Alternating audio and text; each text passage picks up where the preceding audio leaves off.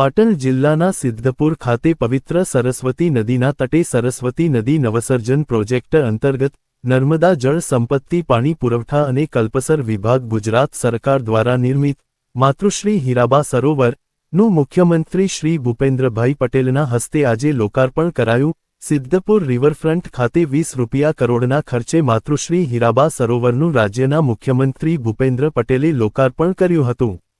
ત્યારબાદ મુખ્યમંત્રી સભા સ્થળે પહોંચ્યા હતા। મુખ્યમંત્રીએ ગુજરાતવાસીઓ તરફથી વડાપ્રધાનને જન્મદિવસની શુભેચ્છાઓ પાઠવી હતી। સભાને સંબોધતા મુખ્યમંત્રી ભૂપેન્દ્ર પટેલે હીરાબાના દ્રષ્ટાંતો આપી જણાવ્યું હતું કે હીરાબાએ કષ્ટો સહન કરીને એક સપૂત દેશને આપ્યો છે, જે વૈશ્વિક લેવલે નામના મેળવી છે। માતા હીરાબાએ વડાપ્રધાનને આપેલા આત્મનિર્ભરતાના સંસ્કાર ઉજાગર કરતા તેઓ આત્મનિર્ભર ભારત માટે પ્રતિબદ્ધ છે અને સ્વદેશી વસ્તુઓના ઉપયોગથી વોકલ ફોર લોકલને વેગ આપવાની તેમણે હાકલ પણ કરી છે। ગ્લોબલ વોર્મિંગની સમસ્યાથી બચવા માટે પર્યાવરણની જાળવણી માટે પણ મુખ્યમંત્રીએ અનુરોધ કર્યો હતો। વડાપ્રધાન નરેન્દ્રભાઈ મોદીના 75મા જન્મદિવસ નિમિત્તે તેઓના માતૃશ્રીના સ્મરણાર્થે લોકાર્પણ કરાયેલ હીરાબા સરોવરના આ ઐતિહાસિક કાર્યક્રમમાં કેબિનેટ મંત્રી બળવંતસિંહ રાજપૂત, મંત્રી મુળુભાઈ બેરા અને મંત્રી કુંવરજી બાવળિયા તેમજ પાટણના સાંસદ ભરતસિંહ ડાભી સહિત ધારાસભ્ય, સંગઠનના હોદ્દેદારો, સરકારના વરિષ્ઠ અધિકારીઓ અને પદાધિકારીઓ ઉપસ્થિત રહ્યા।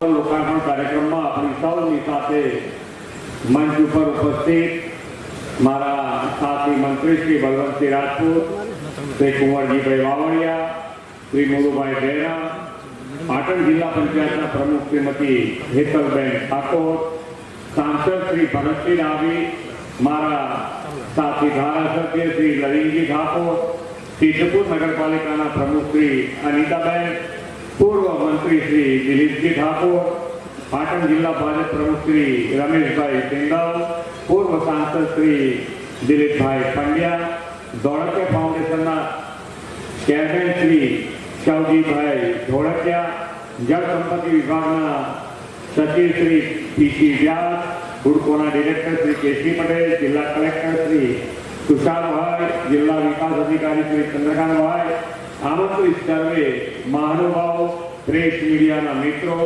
સૌને મારા નમસ્કાર।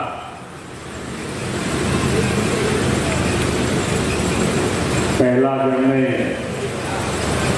ગુજરાતને નવી દિશા આપી ને હવે જેઓ ભારતને સંપન્નતા, સમૃદ્ધિની નવી સ્થિતિ તરફ લઈ જઈ રહ્યા છે એવા નવા ભારતના સ્વપ્નદ્રષ્ટા માનનીય પ્રધાનમંત્રી શ્રી નરેન્દ્રભાઈ મોદી સાહેબને સમગ્ર ગુજરાતની જનતા વતી જન્મદિવસની ખૂબ ખૂબ શુભેચ્છાઓ પાઠવું છું।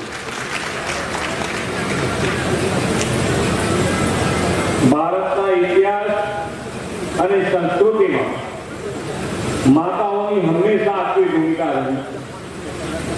આવી માતાઓ ઇતિહાસ અને રાષ્ટ્ર નિર્માણમાં પોતાના સંતાનોમાં સાહસ, શૌર્ય અને સંસ્કાર સિંચનથી અમૂલ્ય યોગદાન આપ્યું છે। ભગવાન શ્રી રામના માતા કૌશલ્યાજી, ભગવાન શ્રી કૃષ્ણના માતા યશોદા, શ્રીજી મહારાજના માતા જીજાબાઈ તેમજ આ નગરનું નામ જેના પરથી પડ્યું છે તે સિદ્ધરાજ જયસિંહના માતા મીનળ દેવી જેવી અનેક માતાઓના ઉદાહરણ આપણા ઇતિહાસમાં છે। એટલું જ નહીં, આપણે ત્યાં નદીઓને પણ લોકમાતા તરીકે પૂજવાની પરંપરા છે।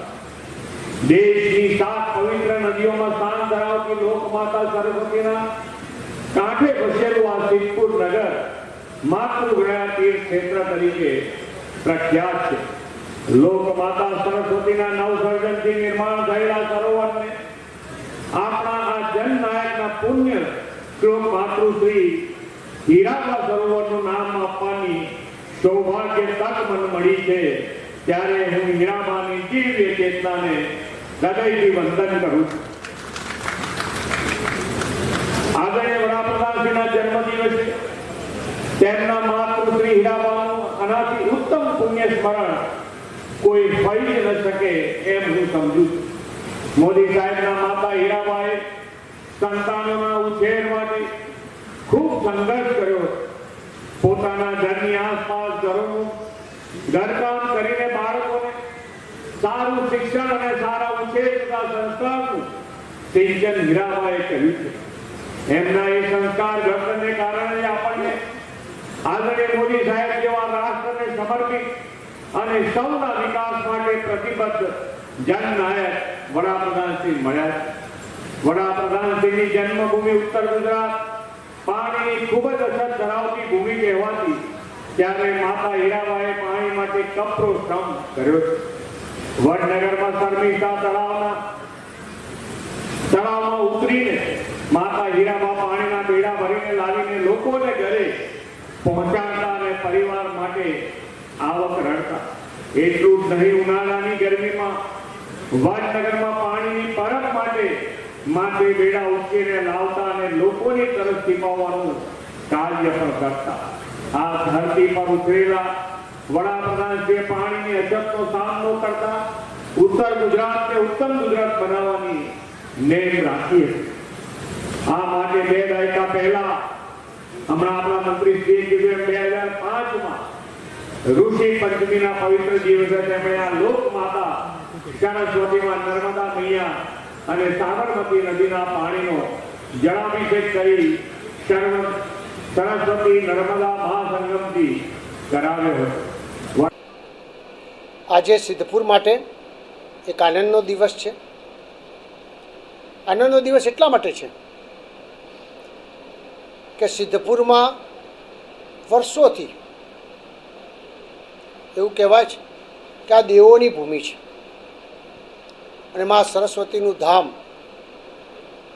આ પવિત્ર જગા અને માતૃજ્ઞા હંમેશા સિદ્ધપુરમાં થતી હોય છે.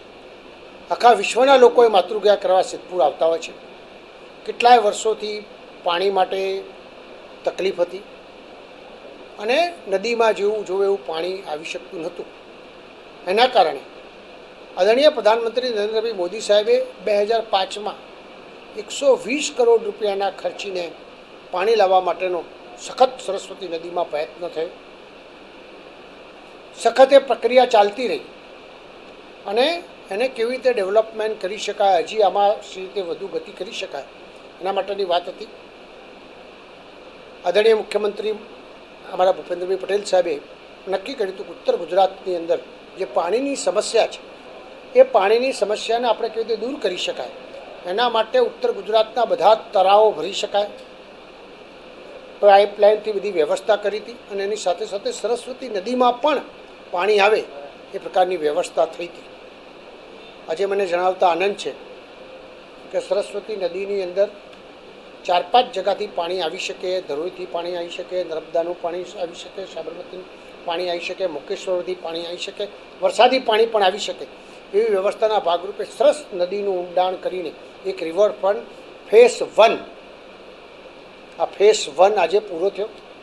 ફેઝ 1 પૂરો થયો એમાં સૌથી વધારે આનંદની વાત એ છે કે મુખ્યમંત્રીશ્રીએ જે વાત કરી હશે, આદરણીય પ્રધાનમંત્રી નરેન્દ્રભાઈ મોદી સાહેબ છે, આપણા ઉત્તર ગુજરાતના છે, અનેક વખત અનેક વસ્તુઓ વાત થઈ હશે, પણ સિદ્ધપુરનું સદભાગ્ય અને આદરણીય મુખ્યમંત્રીશ્રીની લાગણી અને આદરણીય પ્રધાનમંત્રી મોદી સાહેબે જે પ્રમાણે માતૃશ્રી હીરાબા સરોવરનું નામ આપવાની જે હકારાત્મક વાતાવરણ જે ઊભું થયું, એના કારણે આખા વિસ્તારની અંદર માતાનું ઋણ અને મા સરસ્વતીના ઋણમાં એક સરસ ડેવલપમેન્ટ આજે મુખ્યમંત્રીશ્રીના લોકાર્પણ હસ્તે થયું છે. પહેલાં તો હું આદરણીય મુખ્યમંત્રીશ્રીનો ખૂબ દિલથી આભાર માનું છું. એની સાથે સાથે આદરણીય પ્રધાનમંત્રી નરેન્દ્રભાઈ મોદી સાહેબનો હું ખૂબ દિલથી આભાર માનું છું કે એમને રજા આપી. આજે પંકજભાઈ પણ એમના ભાઈશ્રી પણ તમે જોયું હતું કે આવ્યા હતા, વચ્ચે લોકો વચ્ચે જ બેઠા હતા. અને આવનાર સમયમાં ફેઝ 2 એક સરસ અહીંયા આગળ ચેક ડેમ આપણે અહીંયા આગળ ફરીથી બીજો થાય, સરસ્વતી નદી 365 દિવસ ભરી રહે અને આપણું બિંદુ સરોવર જે છે એ બિંદુ સરોવરના પાણીના તર ઓટોમેટિક અમારા ઊંચા આવે. તો માતૃજ્ઞા કરાવવા માટે જે લોકો આવે છે એને જે વર્ષો પહેલાં જે મા સરસ્વતીના દર્શન અને જે ભાવના હતી એ ભાવના પૂર્ણ થશે એ પ્રકારની વ્યવસ્થા આજે થઈ છે. અને આપે જોયું હશે કે હજારોની સંખ્યામાં લોકો આજે અહીંયા આગળ આવ્યા હતા અને સરસ તમે બધા પણ અનુભવ્યું હશે પત્રકાર મિત્રો કે વર્ષો પહેલાં બી આવતા હશો. આજે જે તમને પ્રફુલ્લિતતા લાગતી હતી પાણી દેખીને, એ અદ્ભુતતા તમે બધાએ જોઈ હશે. તો આવનાર સમયમાં હજી પણ આનો સારો વિકાસ થાય એ મુખ્યમંત્રીશ્રી આજે એમને કીધું છે. બીજા આવા જ સમાચાર જોવા માટે અમારી ચેનલને સબસ્ક્રાઇબ કરો, બેલ આઇકોન બટન દબાવો, લાઇક કરો અને શેર કરો. સબસ્ક્રાઇબ કરો, બેલ આઇકોન બટન દબાવો, લાઇક કરો અને શેર કરો.